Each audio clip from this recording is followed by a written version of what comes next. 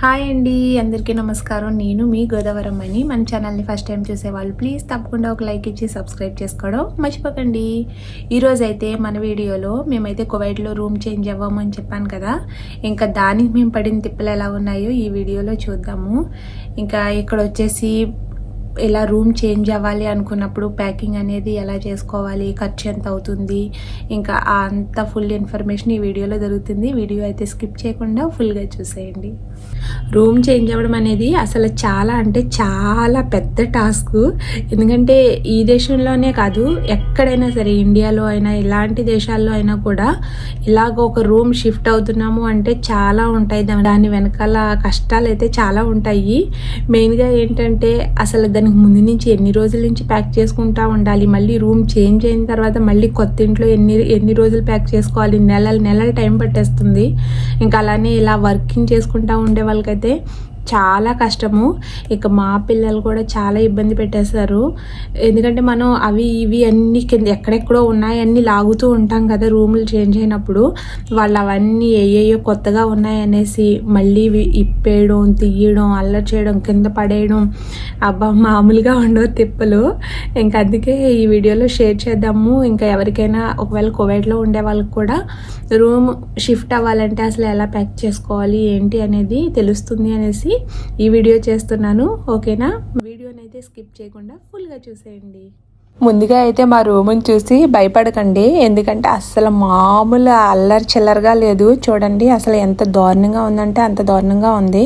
Morning డ్యూటీకి వెళ్ళడం, మళ్ళీ రావడం, సాయంత్రం వచ్చిన తర్వాత దీనికోసం ఒక 2-3 గంటలు టైం పెట్టుకోవడం, ఇలా కొంచెం సర్దుకుంటూ ఉండడం అనమాట. ఎందుకంటే పర్టికులర్గా మనం రూమ్ చేంజ్ అవ్వాలి అంటే ఇక్కడ సెలవులు తీసుకోవడానికి మనకేమి ఇవ్వరు కదా. మనకి ఎప్పుడు వీక్లీ అవి వస్తుందో అప్పుడే మనం ఇలా కొన్ని ప్యాక్ చేసుకుంటూ ఉండాలి. ఇక మేమైతే ఇంతకు ముందు అంతా కూడా స్టూడియో రూమ్స్లోనే ఉండిపోయాము. ఎందుకంటే రెంట్ అనేది చాలా తక్కువ అవుతుంది. ఎంతో కొంత సేవింగ్స్ ఉంటాయి కదా, ఇంకా 1 BHK అలా తీసుకుంటే చాలా ఎక్కువైపోతుంది రెంట్ అనేసని ఇన్ని రోజుల నుంచి అయితే స్టూడియో రూమ్లోనే ఉండిపోయాము. స్టూడియో రూమ్ అంటే అందరికీ తెలిసిందే కదా, సింగిల్ బెడ్రూమ్ ఉంటుంది, దానికి అటాచ్డ్గా బాత్రూము ఇంకా కిచెన్ కూడా వస్తుంది అనమాట. ఇక్కడ చాలా మంది ఫ్యామిలీస్ అయితే షేరింగ్ రూమ్స్లో ఉంటారు. ఒక 2 BHK కానీ 1 BHK కానీ వస్తుంది. ఒక హాల్లో ఒకరు ఉంటారు, రూమ్లో ఒకరు ఉంటారు, ఆ టైప్లో ఉంటారు. ఇక మేమైతే అలా ఉంటే ఇంకా వేరే వాళ్ళతో గొడవలు వచ్చేస్తూ ఉంటాయి కిచెన్లో వంట చేసుకునేటప్పుడు కానీ బాత్రూమ్ విషయంలో కానీ అనేసి ఇక కొంచెం అడ్జస్ట్ అయినా పర్వాలేదు, చిన్నగా ఉన్నా పర్లేదు, స్టూడియో రూమ్లో ఉంటే మన రూము మనకు ఉంటుంది, మన కిచెన్ ఇంకా అలాగా బాత్రూమ్ అనేది మనకు ఉంటుంది అన్నట్టుగా మేము ఇంకా ఎప్పుడు స్టూడియో రూమ్లోనే కంటిన్యూ అవుతూ వచ్చాము స్టార్టింగ్ నుంచి కూడాని. మెయిన్ ఏంటంటే ఇక్కడ రెంట్లు అనేవి చాలా అంటే చాలా ఎక్కువ అండి. మాకు ఈ స్టూడియో రూమ్కే 130 KD పే చేసేవాళ్ళము. అంటే మన ఇండియా కరెన్సీ ప్రకారం దాదాపుగా 35,600 వరకు పే చేసేవాళ్ళం అనమాట. ఇక 1 BHK 2 BHK అయితే ఇంకెంత రెంట్ ఉంటుందో ఊహించుకోండి. కువైట్లో ఉంటూ కూడా మీరు అసలు ఇంత ఇరుకులో అడ్జస్ట్ అవుతూ ఉన్నారా అనేసి అనుకోవచ్చు మీరు. కొన్ని మనకి సేవింగ్స్ కావాలి అనుకుంటే మనం అడ్జస్ట్ అవ్వాలండి. కొన్ని రోజులైతే తప్పదు ఎవరికైనా కూడాని. షేరింగ్ చేసుకుని ఉండేదానికంటే ఈ స్టూడియో రూమ్ అనేది చాలా బెటరు. కువైట్లో అయితే మంచి ఆప్షన్ అసలు స్టూడియో రూమ్ అయితేని. అంటే అందరూ స్టూడియో రూమ్స్లోనే ఉంటారని అయితే నేను అన్ను. 1 BHK 2 BHKలో కూడా ఉంటారు. మన అడ్జస్ట్మెంట్ బట్టి ఏదైనా కూడా మన సేవింగ్స్ని బట్టి మనం చూసుకొని ఉండాలి. మన తాహత మించి మనం ఎక్కువకి వెళ్ళిపోయామంటే మళ్ళీ స్ట్రగుల్ పడాల్సింది మనమే. ఇక ప్యాకింగ్ వచ్చేసి ఎలా చేసామో అంటారా, ఇక్కడైతే గార్బేజ్ కవర్స్ అని ఉంటాయి, ఇలా బ్లాక్ కలర్ కవర్స్. ఇవైతే స్ట్రాంగ్ ఉంటాయి, అందులో డూప్లికేట్ కూడా ఉంటాయి. 2 టైప్స్ ఉంటాయి. మనం స్ట్రాంగ్గా ఉండే కవర్స్ తెచ్చుకున్నామంటే అవి చాలా వరకు వెయిట్ని బాగా కవర్ చేస్తాయి అన్నమాట. ఒక 10 kilos అలా ఒక బ్యాగ్లో పడుతూ ఉంటాయి. కార్టూన్స్ తెచ్చుకొని అందులో ప్యాక్ చేసి మనం మళ్ళీ కార్టూన్స్ తెచ్చుకోవాలన్నా అవి మళ్ళీ డబ్బులు పెట్టే కొనాలి, దీనికంటే ఎక్కువ అవుతుంది. ఇలాంటి గార్బేజ్ బ్యాగ్లు అయితే గనక ఒక ప్యాక్లో వస్తాయి కదా, ఒక 10 or 12, అవైతే ఒక రూమ్ చేంజ్ అవ్వడానికి అయితే సరిపోతాయి. ఇక ఈ బ్యాగ్స్ వచ్చేసి మెయిన్గా బట్టలు అవి వేసుకోవడానికి చాలా బాగా యూజ్ అవుతాయి. మనం వేసుకోలేని బట్టలు అలాంటివన్నీ కూడా ఒక 1 month నుంచే వీటిల్లో వేసుకుంటే మెల్లిగా ప్యాకింగ్ స్టార్ట్ చేసుకోవాలి. ఇంకా షిఫ్టింగ్ విషయానికి వస్తే ఇక్కడ మినీ వ్యాన్స్ కానీ మినీ లారీలు కానీ అలాంటివి ఉంటాయి. ఇక వాళ్ళకైతే మనం నెట్లోనూ దొరుకుతాయి వాళ్ళ నెంబర్స్, లేదంటే ఎవరైనా తెలిసిన వాళ్ళని అడిగితే చెప్తూ ఉంటారు కదా, పలానా వాళ్ళు వీళ్ళైతే చేంజ్ చేస్తారు వాళ్ళని అడగండి అని. మాకైతే అలానే మా హస్బెండ్ వాళ్ళ ఫ్రెండ్ అయితే చెప్పారు, ఒక అతని నెంబర్ ఇచ్చారు. ఇంకా మేము వాళ్ళకి ఫోన్ చేసాము. వాళ్ళైతే మనకు ఉండే ఎన్ని సామాన్లు ఉన్నాయి దాన్ని బట్టి వాళ్ళు చార్జ్ చేస్తారనమాట. ఇంకా ఎక్కువ వాళ్ళకి షిఫ్ట్ చేసే ఉన్నామనుకోండి, చిన్న చిన్న వస్తువులకి అంతేమీ కాదు, పెద్ద పెద్ద వస్తువులు ఉంటాయి కదా, మంచం అని ఫ్రిడ్జ్ అని అలాంటి వాటికి పెద్ద పెద్ద వాటికి మాత్రం వాళ్ళు ఎన్ని ఉన్నాయి అన్నట్టుగా చూసుకొని, కొంతమంది అయితే కనుక వాళ్ళు వచ్చి చూసుకొని తర్వాత ఎంత అనేది చెప్తారు. కొంతమంది అయితే ఫోన్లోనే తెలుసుకొని సరే అయితే ఇంత ఇవ్వండి అనేసి అని అంటారు. మాకైతే చాలా తక్కువ వస్తువులే ఉన్నాయి, మరీ పోల్చుకుంటే అంత పెద్ద ఎక్కువ సామాన్లు కూడా లేవు. మెయిన్గా అక్కడి నుంచి షిఫ్ట్ చేసేవి బెడ్ అని ఇంకా ఫ్రిడ్జ్ అని అలాంటి పెద్ద పెద్దవి అవే ఉన్నాయన్నమాట. దానికోసమని వాళ్ళు 35 KD ఛార్జ్ చేశారు. వాళ్ళు డ్రైవర్ వస్తాడు, వాళ్ళతో పాటు హెల్పర్స్ని కూడా అతనే తెచ్చుకుంటాడు. ఎంతమంది అనేది అతని ఇష్టం, ఒకళ్ళు సరిపోతారా ఇద్దరు సరిపోతారా అని తనే చూసుకొని తనే తెచ్చుకుంటాడు.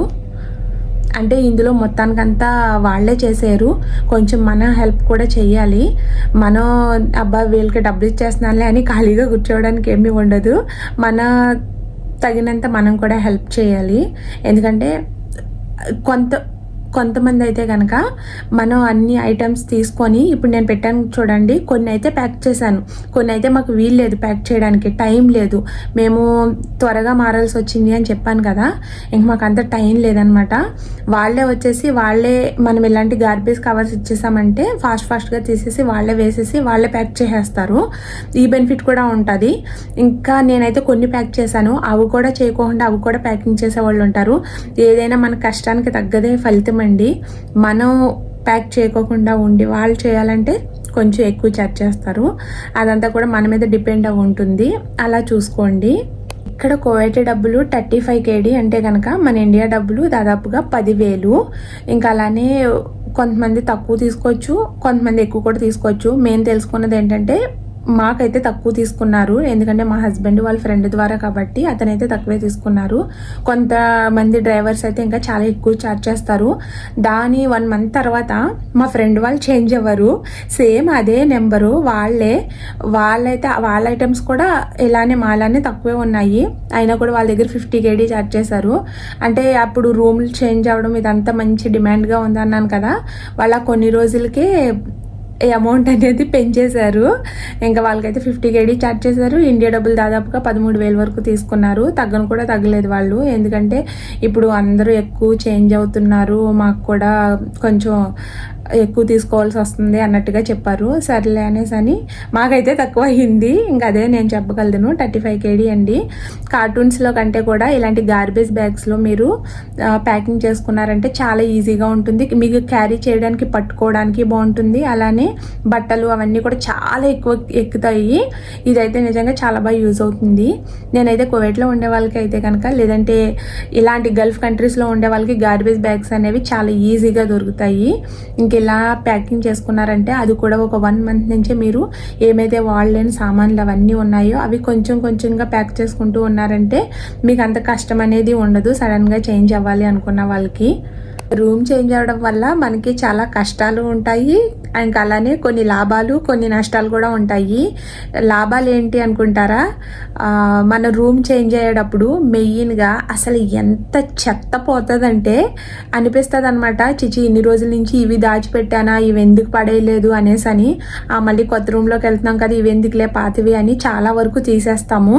అంటే మనం ఉంచుకొని తీయలేము అని అనుకున్నవి ఇలాంటి టైంలో ఈజీగా తీసి పడేస్తాము.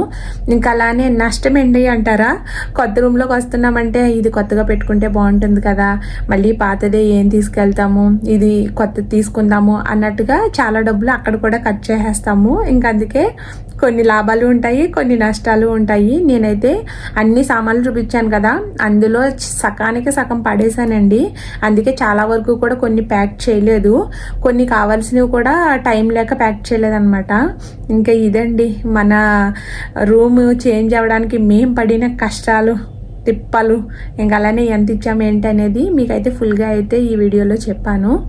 మీలో చాలామంది ఈ వీడియో చూసిన తర్వాత అనుకోవచ్చు, వీళ్ళు కువైట్లో ఉంటున్నారు, ఇంకా వీళ్ళు ఎంత లగ్జరీగా ఉంటారో, ఇంకా అసలు వీళ్ళకి వీటికి కొరత ఉండదు, ఏమి ఉండదని. ఎక్కడైనా కూడా మన అడ్జస్ట్మెంట్ బట్టి, మన సేవింగ్స్ బట్టి మనం మసులుకోవాలి. నేనైతే అది నమ్ముతాను.